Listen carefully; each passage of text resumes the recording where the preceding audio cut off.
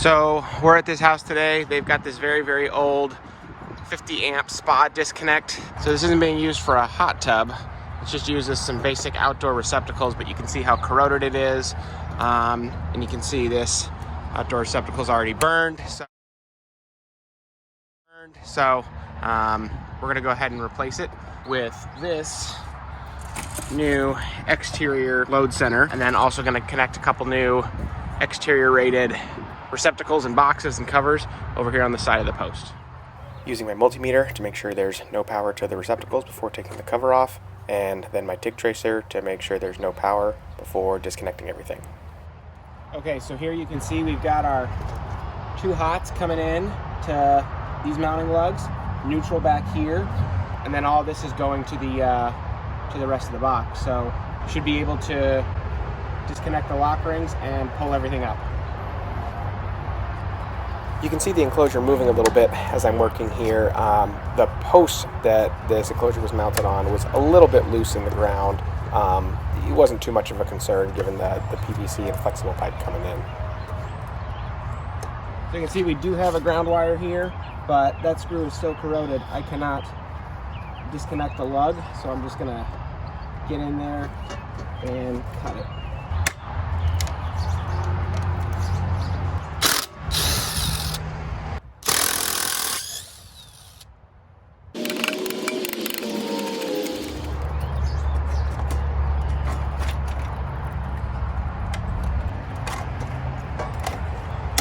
This extra wire comes right down here and it goes to a ground rod. We'll connect it back up so that we have supplemental grounding.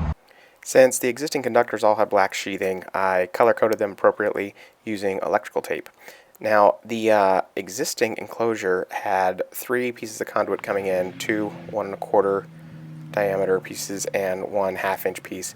So I was going to have to drill out these holes for the new enclosure, so that's why I had to measure them, what their spacing was, and then transfer that spacing onto the new enclosure.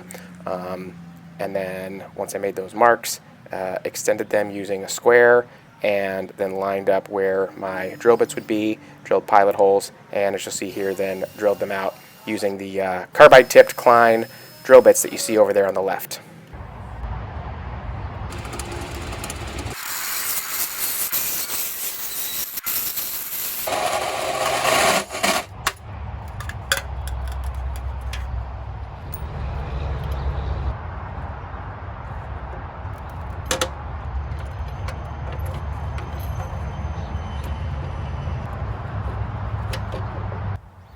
So you can see I got the enclosure up on top of the existing conduit, had to put a adapter in for that middle piece, and then fit my lock rings on top of the conduit. Now this enclosure, the 2 lower mounting holes actually were wider than that 4x4 post. So you can see I put a piece of pressure treated plywood behind where the enclosure is going to go, and then that's going to mount to the post, and that way I just have solid connection for the enclosure to the post. I then put a couple bushings on the larger pieces of conduit, and then put the lock nuts on, but not all the way tight, so that I could get the enclosure mounted to the post. Here I'm threading through the bolts and nuts for the 2 lower mounting holes. These bolts and nuts will secure the enclosure to the piece of plywood I've got, and then I will screw the enclosure and the plywood all together to the post.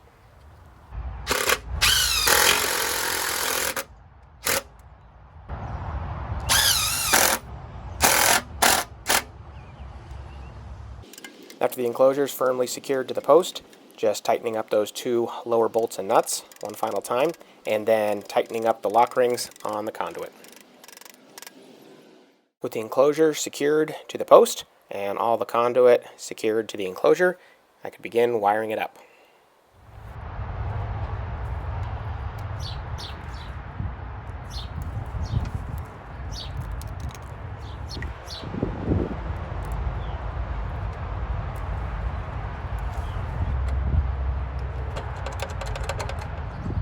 So you can see the existing conductors are not going to be long enough to reach the lugs. So I have some extra number 6 wire. I'll nut up these connections and then connect them to the lugs on the new load center.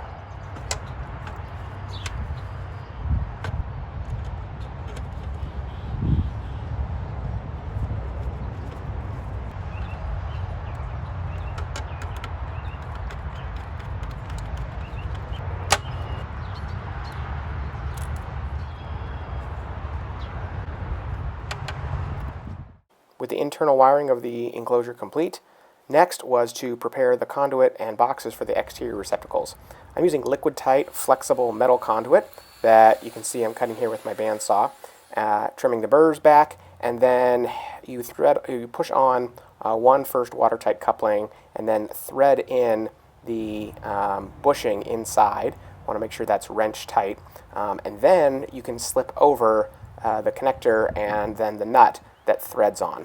So you can see how those connectors stick onto the liquid tight.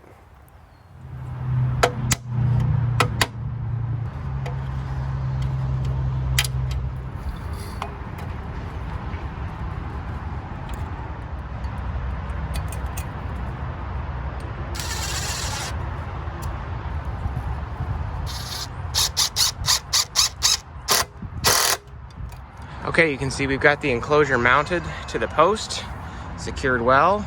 The incoming conductors have been nutted up to extensions that will connect to the lugs on the various terminals.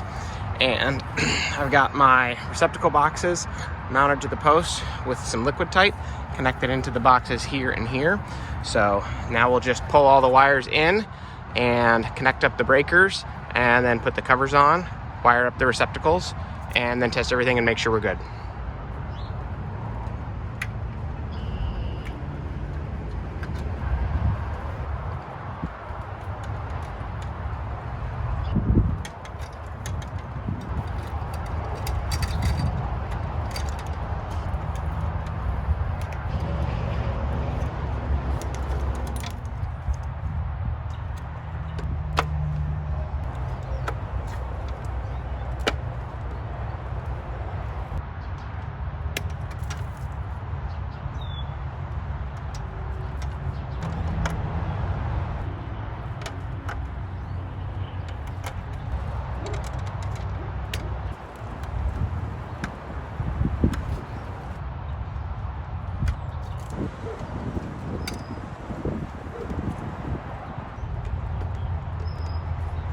Okay, you see we've got this new panel wired up.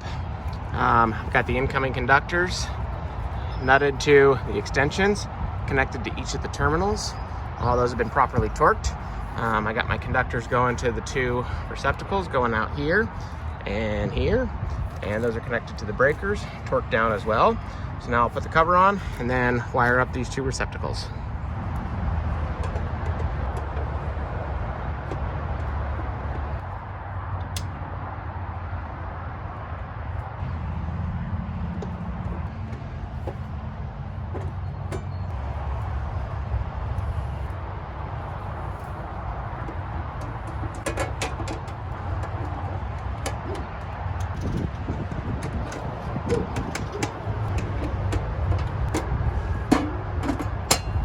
Here's the final installed exterior GFCI receptacles. I didn't get video of connecting those. It was too tight in that area with all the shrubbery. But here's some pictures of the final product. The homeowner was very happy to have that old rusty enclosure gone, those old damaged receptacles gone, and to now have new receptacles and plenty of power and juice for now and for possible future expansion as well.